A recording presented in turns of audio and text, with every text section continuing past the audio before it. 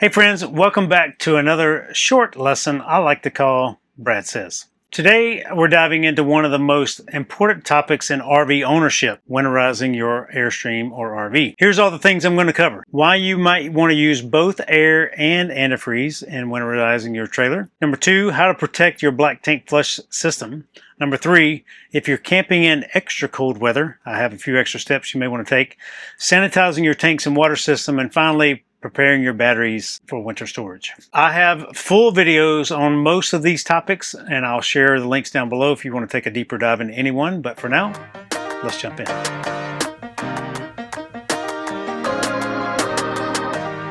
I have seen dealers charge anywhere from $40 to $400 to winterize a trailer.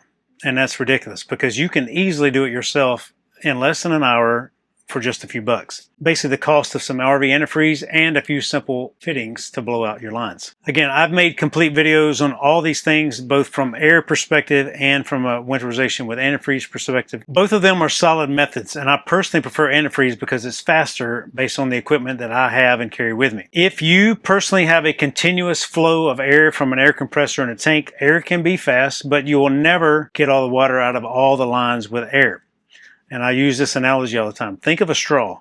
If I stick a straw in water and put my finger on top and bring out water's in there and I let the water go, if I look in the straw, there's still water in there, little droplets all the way through. And if I blow air through there, if I look in there, there's still going to be a little bit of water in that straw. That's a short tube with a lot of air and a little bit of water left in it. But think about this when there's bends, 90-degree bends, and 90-degree bends this way and 90-degree bends that way. If you're blowing air through that, every time it hits a bend, it loses a little bit of air pressure and a little bit of steam, so there's going to be a little bit of water left in there. While that amount is small, it's still there. Any amount of water in a cheap plastic RV faucet can be catastrophic and costly. And it's even more costly in the copper tubes in your water heater if you have an on-demand version. All that said, if you store your rig in areas that stay below freezing for a few days or even months at a time, I would highly consider using both air and antifreeze and then air again. Here's why. Even though many of your RV antifreeze brands say -30, -50, -75 even, I have seen all of them get slushy well above that temperature. Not a solid freeze, but thick enough to potentially damage the plastic fittings and spigots in many RVs. When you're purchasing antifreeze, make sure it's non-ethanol, propylene glycol-based RV antifreeze. And make sure it's good for potable water systems and made for RV plumbing. Food grade. Avoid anything that's petroleum or ethanol based, because those things could damage the seals and fittings made with butyl rubber. Butyl doesn't hold up well to those type compounds. Petroleum-based things specifically. So, if you stick with propylene glycol, it's safe and effective, and it protects the parts your RV depends on. All right, so we're at Walmart, and I'm showing these two kinds of antifreeze here. Both of them say warning flammable. That means they have ethanol in them or alcohol in them, so they're flammable. This is not something I would recommend using. Have I used these before? Yes. Did I use them in the winterization video I made last time? Yes. But if I want to really protect my seals, I want ethanol-free. And that's not either one of these. All right, I want to talk about something that gets often overlooked, the black tank flush line. This system is separate from the rest of your trailer, rightfully so, but it's easy to forget about it when you're winterizing your rig. So typically on most Airstream trailers, newer models, there's a freshwater inlet. Right below that's a black tank inlet. Right on the back side of that wall from your black tank inlet is a thing called a anti-siphon valve, and then right beside it is a check valve. All right, on the black tank flush part, my new shower valve here, so I can hook up this quick disconnect hose. One thing I can do is I can take this and plug it directly into my black tank flush here, and I can use this to flush out my black tank using any water left in my freshwater tank, utilizing my water pump. Or when I'm winterizing the trailer, I can use this same setup because I'm going to come out here anyway and put pink stuff through here, so I might as well put a little bit of pink stuff down through my black tank flush, because right back here is where that anti-siphon valve is, and right beside it is your check valve where that blows down into the tank. So if you've not made this little simple upgrade here, really great, pretty easy to do on most trailers. And you got a separate hose here, and I just can attach any kind of standard garden hose attachment to this. And a quick disconnect, close it up, and go home. If you don't blow those lines out, they may freeze or crack, and you won't know until next camping season when your flush either doesn't work or you have leaks inside the wall or inside these cabinets where you don't want them. At a minimum, you should connect your air compressor to the black tank flush port and blow air into it. Basically, you're blowing air into your black tank. I recently replaced both that check valve and that anti-siphon valve on this trailer for other reasons that I'll just address in that video, but that thing's coming soon if you want to see what it looks like behind your wall there. As I say on most things, consult your owner's manual in all things because it's pretty great. Your owner's manual in Chapter 8 gives you a step-by-step winterization and storage guide, but here's a quick overview. Drain and flush your gray tanks and black tanks. Drain your freshwater tank. Turn off power to and drain your water heater. If you have the water tank system for a tank, not a tankless water, but make sure you bypass that. Open all the faucets in your trailer, inside and out, and all of your low point drains, and let water drain from your trailer.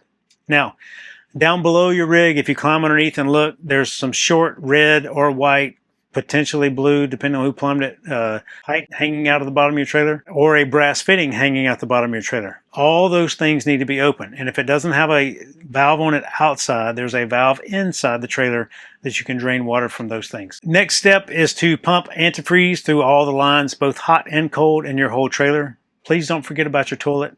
Please don't forget about your outside shower. Please don't forget about your low point drains and your water heater. If you are camping in extra cold weather where it stays cold for a long time, for a lot of months, and below freezing kind of things for a while, I would say go above and beyond. This is where I use air, antifreeze, air again. Drain your black and gray tank like I said before. Open up your freshwater tank. Let all the water drain out of that. Open up all your low point drains, all your sink drains, all your other drains.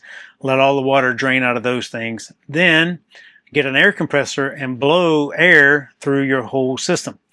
In your owner's manual, it's going to tell you a PSI setting, not to go above. Once you've blown air through all of your spigots, all of your low point drains, and all of your things, close them all up. Then go through and use the antifreeze method and put antifreeze in all of those same spots. Turn them all on, hot and cold, until you see pink come out of every single faucet, every single outside shower, inside shower, toilet, low point drain, and drain tube in your entire rig on all water system. And your high pressure relief valve on your water heater, and if your water heater has a drain, one of those. Once you're done with the antifreeze portion, then you go back and you drain the antifreeze and use air again and blow out all the antifreeze from your lines. Now, again, there will be pockets of it that won't get blown out completely, just like there were pockets of water that didn't get blown out completely. But you have replaced water that will freeze with antifreeze that doesn't freeze, and you're much less likely and much more safe in a super cold environment. Do you need to do this in all parts of the world where you may be storing or keeping your camper for the wintertime? No. But if you live in those super, super cold places that is below freezing for weeks and months on end, you may want to consider air, antifreeze, air. One other thing, since you're doing the water system stuff anyway, it's a great time of year to sanitize your water system. Back to your owner's manual again, it tells you in your owner's manual how to sanitize your water system. There's a solution in your manual that says if it is point something ounces per gallons of water in your fresh tank, or if you're doing a slow method, it's point something ounces of bleach per gallons of water in your system. So basically what you do is you pour that amount of bleach down your freshwater tank fill station, you fill up your freshwater tank, and you run all spigots, low point drains, and all the other things until you smell bleach water coming out. You let them sit for a period of time based on the ratio you used. Then you drain those things. So obviously you would need to do all this before you winterize the system, but it's a great time to do it since you're doing it anyway. One thing your manual doesn't address, but you can use hydrogen peroxide to sanitize your system, and you can use vinegar to sanitize your system. Bleach is going to be the strongest sanitizer. It's going to kill most bacteria. Hydrogen peroxide is much more gentle on the system, but it needs more time to kill all the bacteria. Vinegar is really great for odor control and mineral scales, but it's not strong enough to kill all the bacteria that you want it to kill. I personally sanitize our trailer 4 times a year, and here's my schedule. But again, we're using our trailer all the time, so I'm in it all the time. And I also have a very, very robust water system, Blue Tech water filter, triple filter, and water softener that keeps all the water coming into my trailer clean. But we do drink out of our water system. So here's the way I do it. January, I bleach the entire system the way the Airstream Owner's Manual says. March, 3 months later, I use a vinegar base and I run vinegar through the whole system using that same method. This kind of descales everything. 3 months later, July, I use hydrogen peroxide and clean and sanitize my whole system. 3 months later in October, I do a vinegar again, but I use it to descale, and I do a specific descaling thing on my water heater itself. I do descale the whole system with vinegar, but I do a specific longer one on my water heater itself. I don't think I have a video on that, but I will make one and show you guys how to do that. It's pretty easy. All right, next in the winterization and storage thing are batteries. Many of you with newer trailers, you have an AGM battery or you have a lithium battery. Many of you have a lithium battery. So I'm going to talk about lithium real quick. I encourage you to type in Battleborn if that's the lithium battery you have, or type in whatever type of lithium battery you may have and say, what are the winterization process for this specific battery? Some are good to certain temperatures, some are good above certain temperatures, all those things like that. Well, Brad, I have a battery heater. Okay, battery heater is a different thing and something you don't want to use while it's stored because it'll be running all the time.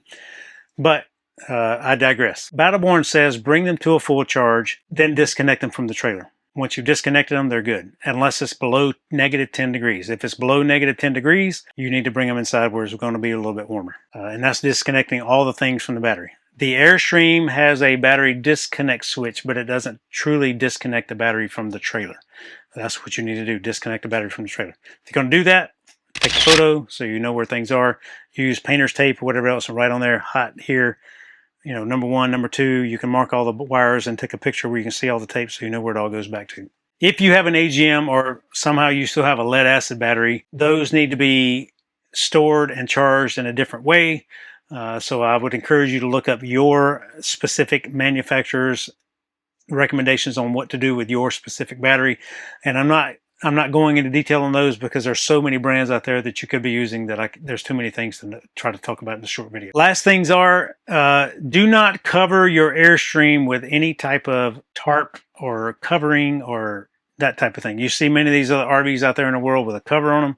Airstream says do not do that to your trailer because it can scratch and all the things on the clear coat across the year. So don't store it covered. You can store it under a cover or in a covered garage or something like that, but don't put a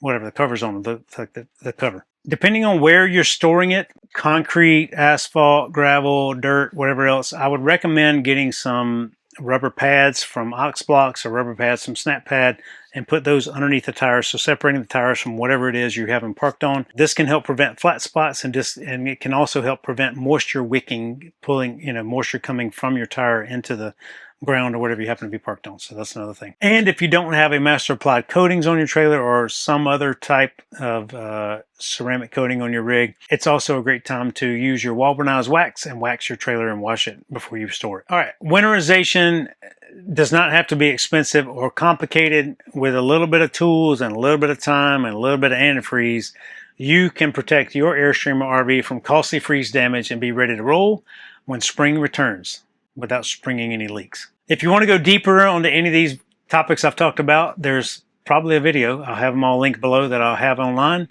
You can check those out if you want to see them. As always, thank you very much for making me a part of your adventure.